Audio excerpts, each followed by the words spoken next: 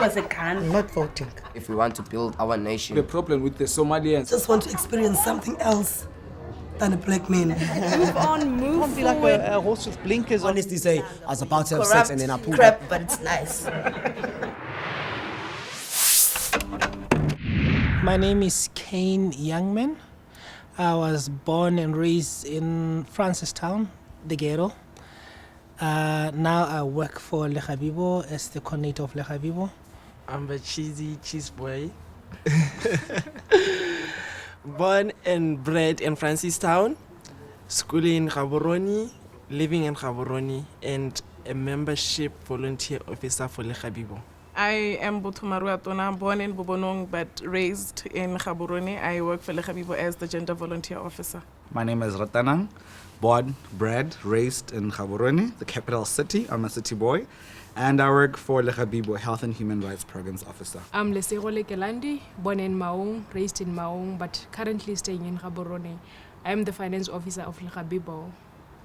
In Botswana, being gay, it's not a criminal offense, but the sexual practice, the same sexual conduct, is criminalized by Penal Code Section 164, Part A and C, that talks about having carnal knowledge of another person against the order of nature, or allowing another person to have carnal knowledge of you against the order of nature. In this instance, carnal knowledge just basically meaning sex. It's a fancy term to mean sex. Against the order of nature, that's a bit controversial. I will leave it for my colleagues to explore, because to some churches, even though we always knocking down their church, on their doors, asking them to encourage people to use family planning, to use condoms and all those things, for some people, use of condoms is against the order of nature. Sex is meant to reproduce. So I will leave it for my colleagues to explore. But since you've been a bit around, maybe I should just put you on the spot again, Kane. On the part where they're talking about against the order of nature. Because with me, I'm still trying to find that out. Against the order of nature, what is that based on? Well, by the when courts, you talk of the order of nature, what exactly is because that? most laws are meant to be translated by the courts, especially if they are a bit ambiguous.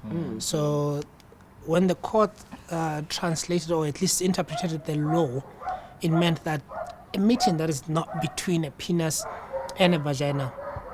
So that means everything else, if it's a blowjob, it's against the order of nature.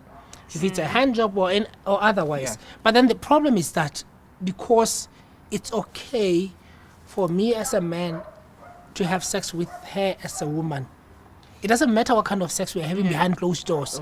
The law has no business there. But then the problem is that if it's me as a man having sex with you as a man, then there's a problem, because now it has become a public issue. Yeah. Because usually you get many people out there saying, why do gay people are always in the media, this and that, they like attention too much. Why are they bringing their disgusting lives into the mainstream? Why do they want us to hear about that? But then the problem is that it's not the gay people wanting their lives to be out in the open. It's the law yanking their lives from the privacy of their room into the public platform. True. Because now it seems like the person now has become political. Yeah. Now it's about my body. What does my body have to do with the rest of the country? What I do with my body should not be an issue of national debate. Nobody's going to step up to me and ask me. But I know they pass remarks. They ask some of my cousins who I'm really close with if I'm seriously a lesbian, So I'm not out to anyone. I've had my mother ask me before, but I denied it. I was still in varsity, I think. She asked me twice when I was still in varsity. And because of me knowing I have nowhere else to go, I had to deny it. And she had the Bible the first time, and, And speaking on that part of her, my mother always knew. Me growing up, she always knew, yes, she knew. I hung with only girls at school. When I go with her to the shops to buy toiletries, I'll get all those things from the toner to the face wash to the, So she always knew, but to an extent, because even when I came out to her, it was at a point where I was like, I had the resources and I was ready to just, if she kicks me out, I'm fine. I'm old enough now to go do me. you Yeah, see. no, I think mine So- wasn't. I could have easily just decided, I'll tell her now and go. I'm at school. I can do my school and finish school and deal with my own problems. But I was just think the first time when she approached me, it was about she went on about how people would look at her and the family. So it was kind of just tough to just blurt it out at that moment to say, you know what, yes I am. Although I feel she knows. I think everybody knows. It's just that they are waiting for that moment when you can accept yourself. Because I think once you do that, that's when they can sort of understand where you're coming from. So mine not But people accepting. can be selfish, my friend. Yeah. So my not coming out was I was still considering her feelings and her family values and all of that. But I've reached a point where I'm ready. We are taught to believe that you live your life and you make your life the way you want it, and you live your life on your rules. But the reality is we don't. It is more than I. And this is why Boto says, the mom said, what are the people going to say about me? Because it's not just me.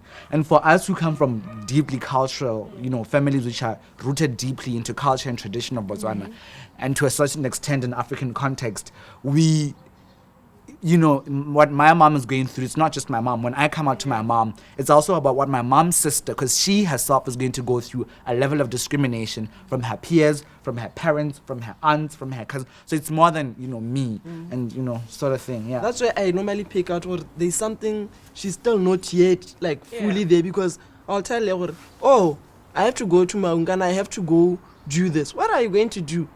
Oh, I have to go facilitate, and I have to go attend the training, whatnot. My child, if you want me to be happy, Don't go there. if you want me to be happy, please stop all this. Stop too much gay scenes. I'll tell her, oh, today we have a press release at work. It's about this. And she reads newspapers. Yeah, can we kill the gay, the newspaper. Yours were all over. But then I have just gotten to a point where, and for me, there's somebody on Facebook who just following me. Whatever move I make, they go tell, post a picture, go tell my mother. Post a status. My mother will call me by the end of the day and be like, Kantegat, what are you doing, Gaborone? Today you are drinking, tomorrow you are on newspapers, tomorrow you are, what is this with the organization? And I'm always like, I've just gotten to a point where I realize the only way I'm going to get through to her is, leave me alone. If you don't like it, then tell them you don't know me. I just don't say anything to me, because I think if our parents had a way, they'll probably my parents anyway. And this is just the thought in my head. If they had a choice or some way, all of this, if they knew anyway, all of this would just be my first name. I feel that parents have that thing. If you're going to be in the newspapers, if you're going to be in the public eye, we don't want to be implicated, And I've gotten that with a lot of my friends who are also, are not exactly out there, but they are out of the closet. And their parents also, maintain that we don't want to be, not that we don't want to, but they don't say it, but they don't want to be associated with that kids being gay and being public about it. Should these people be denied that freedom to be who they are in the society? Just because the law says this and this, but them inside, they feel something different. Should they be denied that?